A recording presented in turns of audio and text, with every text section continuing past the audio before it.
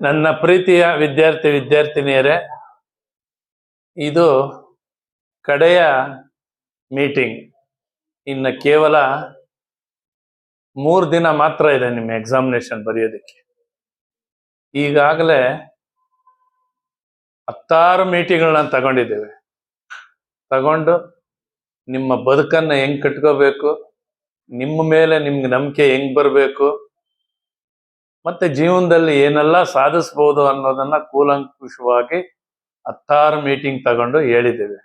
ಈಗ ನೀವೆಲ್ಲ ಇನ್ನು 3 ದಿವಸ ಅಂದ್ರೆ 18th ಎಕ್ಸಾಮಿನೇಷನ್ ಹಾಲ್ಗೆ ಅಟೆಂಡ್ ಆಗ್ತೀರಾ ಅಲ್ವಾ? ಕೆಲವರು ನಮ್ಮ ದಿಲೀಪ್ ಸ್ಕೂಲಲ್ಲೇ, ನೀವು ವ್ಯಾಸಂಗ ಮಾಡಿದಂತ ಸ್ಕೂಲಲ್ಲೇ ಬಿದ್ದಿದ್ದೀರಾ. ಇನ್ನು ಕೆಲವರು ಶಾಂತಿನಿಕೇತನಲ್ಲಿ ಬಿದ್ದಿದ್ದಾರೆ.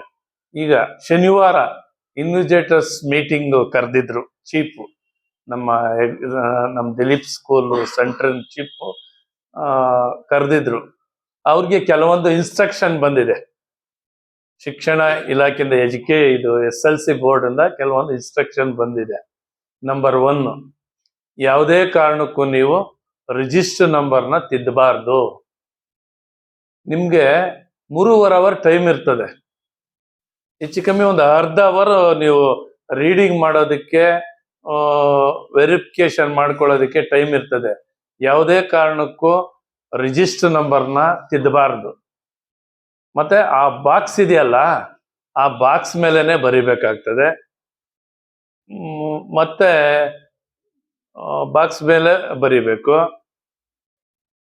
ನೀವು ಪೆನ್ ಯೂಸ್ ಮಾಡ್ತಿರಲ್ಲ, ನೀಟಾಗಿ ಡಾರ್ಕ್ ಆಗಿರೋ ಪೆನ್ನೇ ಯೂಸ್ ಮಾಡಬೇಕು. ಈಗ ಎಕ್ಸಾಂಪಲ್, ಈಗ ನಂದು ಪೆನ್ ಮುಗ್ದೋಯ್ತು, ಬೇರೆ ಪೆನ್ನಲ್ಲಿ ಯೂಸ್ ಮಾಡ್ತೀನಿ. ತಕ್ಷಣ ಆ ಇನ್ವಿಜೇಟರ್ಸ್ಗೆ ನೀವು ತಿಳಿಸ್ಬೇಕು. ತಿಳಿಸಿ ಸೈನ್ ತಗೋಬೇಕು.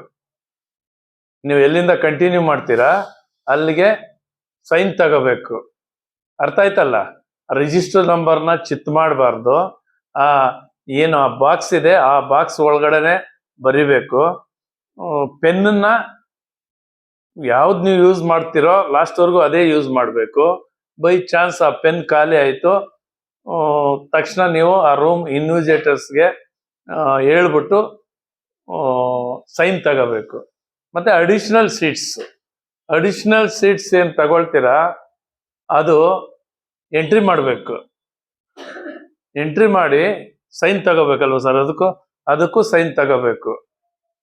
ಆಮೇಲೆ ಅಡಿಷನಲ್ ಸೀಟ್ನ ಯಾವುದೇ ಕಾರಣಕ್ಕೂ ಈಗ ಅಲ್ಲಿ ಮೀಟಿಂಗ್ ಅಲ್ಲಿ ಇನ್ವಿಜೇಟರ್ಸ್ಗೆ ಇನ್ಸ್ಟ್ರಕ್ಷನ್ ಕೊಟ್ಟಿದ್ದ ಪ್ರಕಾರ ಲಾಸ್ಟ್ಗೆ ಪಿನ್ ಮಾಡಕ್ ಹೋಗ್ಬೇಡಿ.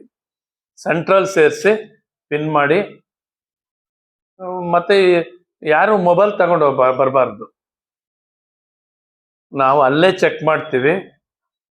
ಬೈ ಚಾನ್ಸ್ ಒಳಗಡೆ ತಗೊಬಂದ್ರೂ ಆ ಇನ್ವಿಜೇಟರ್ ಚೆಕ್ ಮಾಡಿ ನಿಮ್ಮನ್ನ ಆಚೆ ಕಳಿಸ್ತಾರೆ. ಆಯ್ತಲ್ಲ? 1, 2, 3 ಪಾಯಿಂಟ್ ಆಯ್ತು. 4ನೇ ಪಾಯಿಂಟು, ವಾಚ್ಗಳು, ಎಲೆಕ್ಟ್ರಾನಿಕ್ ವಾಚ್ಗಳು ಯಾರು ಹಾಕ್ಬಾರ್ದು. ಯಾವುದೇ ಕಾರಣಕ್ಕೂ ಚೀಟಿಗಳು ಎತ್ಕೊಬರೋದಾಗ್ಲಿ ಅದು ಮಾಡಬಾರ್ದು. ಮತ್ತೆ ಪಕ್ಕದಲ್ಲಿರೋ ಸ್ಟೂಡೆಂಟ್ಗೆ ಡಿಸ್ಟರ್ಬ್ ಮಾಡಬಾರ್ದು. ನಿಮ್ಮ ಪಾಡಿಗೆ ನೀವು ಬರಿತಾ ಇರಬೇಕು. ನೀವು ಯಾರು ಫೇಲ್ ಆಗೋದಿಲ್ಲ. ಎಲ್ಲ second class distinction above marks ತಗೊಳ್ಳೋಂಥ ಸ್ಟೂಡೆಂಟ್ಸು. ಅದು 100ಕ್ಕೆ 100 ಭಾಗ ನಮ್ಮ ನಂಬಿಕೆ ಇದೆ, ನೀವು ಮಾಡ್ತೀರಾ. ಇನ್ನೊಬ್ಬರಿಗೆ ಡಿಸ್ಟರ್ಬ್ ಮಾಡಬೇಡಿ.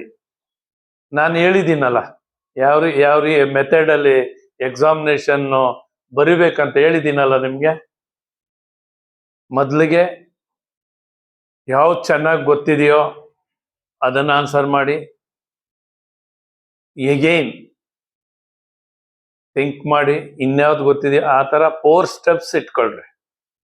ಯಾವುದೋ ಈಗ 80 ಮಾರ್ಕ್ಸ್ಗೆ ಇರ್ತದೆ ಕ್ವಶನ್ ಪೇಪರ್. ಒಂದು ಕ್ವಶನ್ ಬರಲಿಲ್ಲ ಅಂತ ಹೇಳ್ಬಿಟ್ಟು ಇಡೀ ಪೇಪರ್ನ